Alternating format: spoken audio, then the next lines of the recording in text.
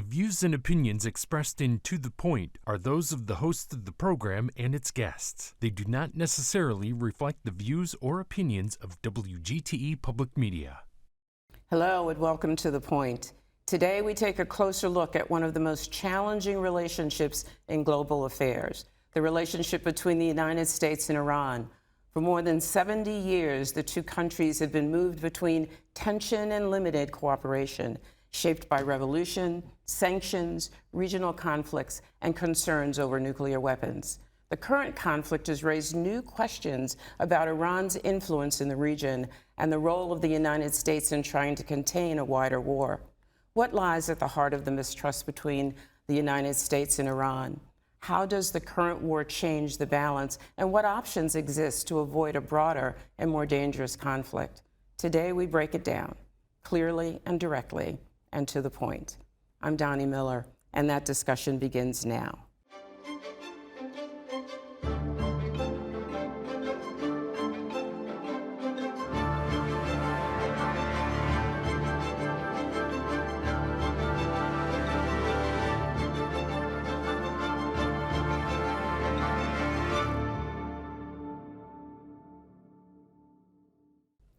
You know that you can connect with me on social media anytime you want. You can also email me at Doni_Miller@WGTE.org. And for this episode and any other that you'd like to see, don't hesitate to go to WGTE.org to the point. We have with us a remarkable guest who is going to lead us through the complicated discussion, very complicated discussion, about the relationship between the United States and Iran. Dr. Ellen Gorsevski is the associate professor in the BG School of Media and Communications. She is also affiliated faculty in the Peace and Conflict Studies and the Ashland Center for Nonviolence at Ashland University. You are both a researcher and an author, a newly published book, I noticed in my research, and I'm really glad to have you here today. Thank you so much for spending this time. So this is, as I mentioned in the open, an extraordinarily difficult and complicated relationship between the United States and Iran. Could you put it in some context for us? Yes, just to give you, roughly mid-20th century to fast forward to present time, in 1953, the U.S. decided to assist the British in shoring up their oil interests, and the U.S. helped in the coup to overthrow Prime Minister Mossadegh, who was quite popular in Iran. And he was democratically elected, it should be pointed out. And so following that, the U.S. helped install the Shah of Iran, who was later revealed to be a despot who even tortured people in the basement of his own palace. So the Iranian Revolution happened for a reason, and the U.S. is implicated, as in many global conflicts, with sort of meddling in the democratic historical progression. Process, yeah.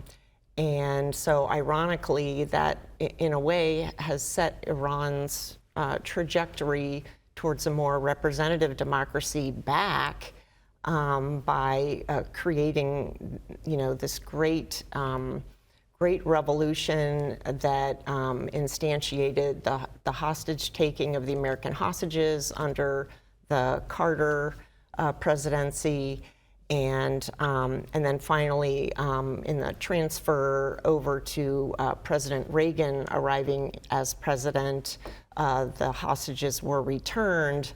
But really up until the Obama administration, I give President Obama a great deal of credit for trying to begin a process of normalizing relations, of opening Iran up to better international IAEA atomic energy monitoring. And then during the Biden administration, that sort of crumbled a bit. And fast forward to today, where many historians and geopolitical experts that I've been reading lately posit that the conflict in Gaza has emboldened Israel to encourage the U.S. to participate in expanding rather than targeted strikes. That's a really important question, and I think that I'd like to spend some time on that. But if you had to describe the baseline relationship between the United States and Iran right now, how would you do that? I would say, given that history. Right. I would say the Iranian people have a long and rich history, so many beautiful sites of architecture, great works of art, and immense contribution to humankind has come from the Persian Gulf and region, and we have a very large Iranian American population in Los Angeles. I think it's around 250,000 people. And the greater Toledo area locally, we have more Iraqi Americans and Lebanese Americans in our local area, but seeing how the conflict has expanded into Israel bombing Lebanon and southern Beirut, and it's just become a human catastrophe, as well as creating environmental problems through all of the weaponry. The U.S. did use uranium-tipped munitions in Iraq. I do not know. I would have to defer to munitions experts whether or not that is currently happening in the munitions being dropped on Iran. But it is environmentally catastrophic, particularly hitting oil refineries. The dust and smoke and all the toxic chemicals are sent up into the atmosphere. And I think we're not really talking about those very important things. But the United States, for some reason, has felt compelled to take this action, whether it be by the influence of Israel or some other reason, and I think we still kind of struggle trying to figure that out. What are the long-term implications of this attack on Iran? So long-term, I think it's really anybody's guess. I just saw, it was recorded a few hours ago, the Nobel Peace Laureate Shireen Ebadi, whose amazing peace-building work I've been studying for many years, and I wrote a book chapter in my book, Dangerous Women, about her efforts. And she does believe, as of a few hours ago, that the Iranian regime was weakened. However, because of disastrous accidents like hitting the school with nearly 170 school children, all girls, that does not buy goodwill. The U.S. has not had great success historically with trying to sell democracy at the bottom of bombed out rubble. And so it's really anybody's guess moving forward, to what extent this conflict will help promote democratic processes. Shireen Ebadi says the U.S. would have done so much better to support non-governmental organizations and civil society elements to strengthen the already preponderantly very large youth demographics in Iran that want peace, that want democracy, they want internet, they want rock and roll.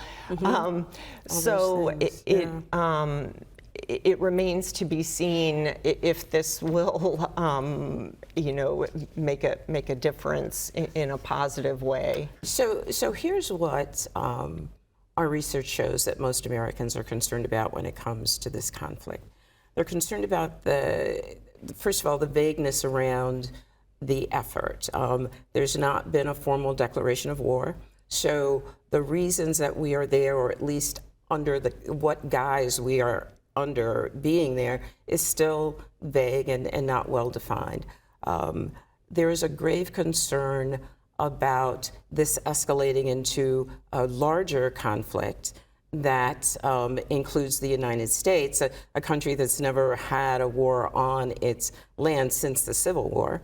And there are concerns that economically and environmentally, the impact of this war is far greater than what we see. Do you think, given all of those things, that there's a pathway out of this conflict that doesn't worsen things for the United States? Yes. Well, in the short term, we've seen nationally and even here in Northwest Ohio, gas prices jump about $1 from a month ago. Fertilizer, much of it for our local farmers, we have great agriculture here locally, comes from the Persian Gulf region.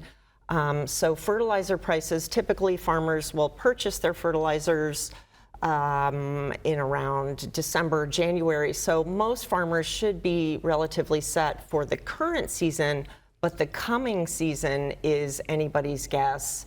It could potentially really still have a hangover effect of increasing those prices, which really harms, the bottom line for a lot of our local agricultural producers, corn, soybean crops.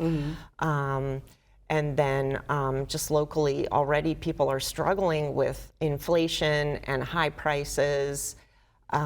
So those problems are particularly difficult for our greater Toledo area folks. And then in terms of the administration's rationale, which has been, as you mentioned, very fuzzy for creating a reason as to why the U.S. entered into this conflict to begin with. First, it was said that there was more enrichment going on and that needed to be controlled. And then other reasons were given. So that's really been vague. That's really and undefined. Yeah, undefined. I want you to hold that thought. Don't lose that. We have to step away for just a minute, but we'll be right back. All right? To me, community means connecting to others. I'm Doni Miller, and welcome to The Point. I love CBS Kids! We're a community committed to education. Discover new ideas, dive into exciting subjects, and engage with the world around you. I would send them personally a t-shirt. Crime doesn't pay in the Old West End, pass it on.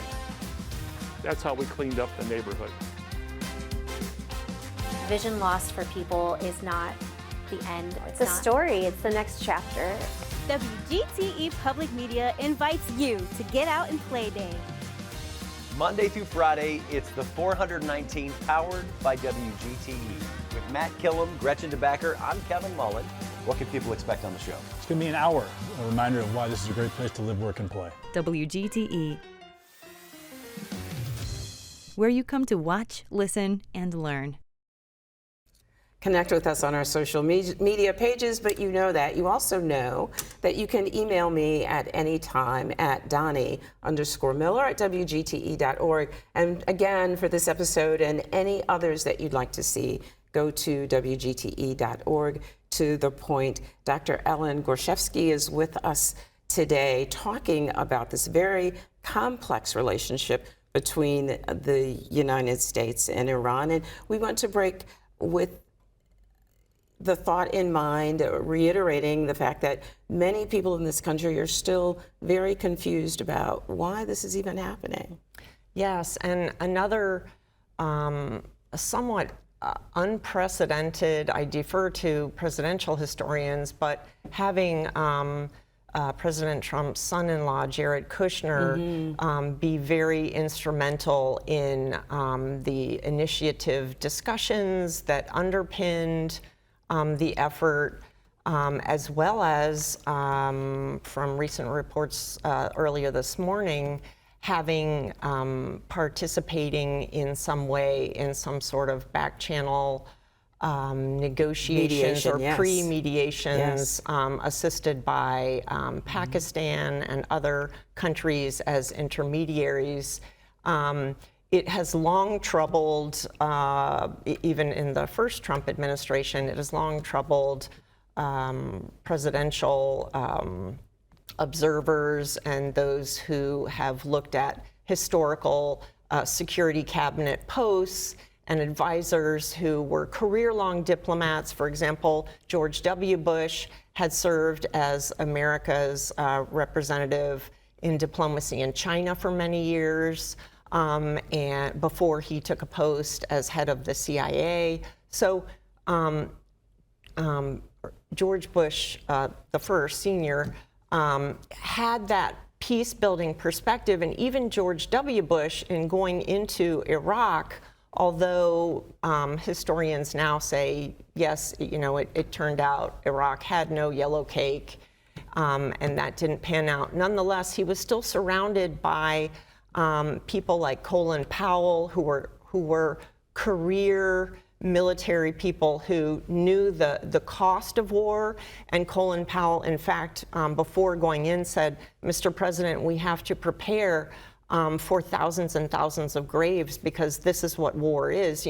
People who really cautioned care and being circumspect. And that has seemed quite lacking. And in fact, I would also add the release of videos kind of equating war with a video game and incorporating AI fun video game characters with blowing up targets.